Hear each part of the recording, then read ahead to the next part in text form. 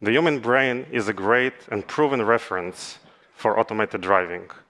The roads, the signs, the whole setting for driving was designed for human brain and for human eyes. Let's take a look at the difference between the artificial intelligence and the human intelligence. So first of all, we as humans use our eyes. The artificial intelligence system, the autonomous driving, are using very expensive sensors, cameras, lidars, and radars. The learning process is also very different. As humans, we learn as we go. We have a self-learning mechanism. AI systems are pre-trained. We use a lot of training, a lot of data, and a lot of labeling. The inference process, the real time, is also significantly different. The AI systems uses a very heavy neural network, and it uses all the resources all the time. Our brain has those context switches. We know how to switch based on different situations and scenarios, and to use different parts optimized for those different scenarios. And finally, while the AI system is optimized and trained for the average case, the human brain is very good in those long tail of edge cases.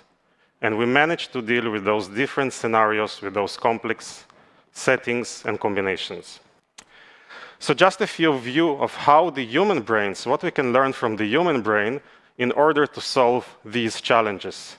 The cost, the edge cases, and the match between perception and decision. The human brain is characterized by a few key capabilities. The first one is self-learning. We are not learning to drive by sitting in a room and viewing billions of images labeled with bounding boxes around them. We learn as we go. We have this self-learning mechanism of clustering, finding common elements and common patterns in the data, and forming, without supervision, the right concepts to behave and to make decisions in the physical world. The second is the low computing power consumption.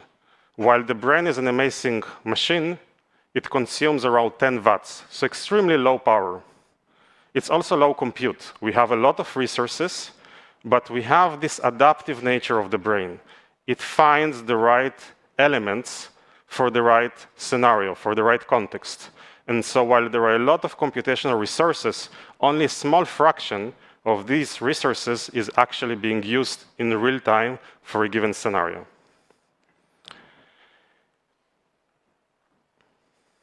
Let's look deeper into the neuroscientific findings related to the brain.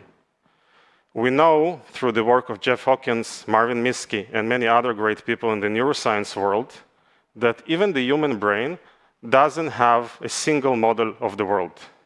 It is not one giant neural network. On the contrary, it's a large composition, it's a large ensemble of smaller brains, smaller neural networks, each responsible for this end-to-end processing. So that exactly brings us to the solution. We believe that the solution is a new kind of AI that has to solve these three issues. We call this AI liquid AI.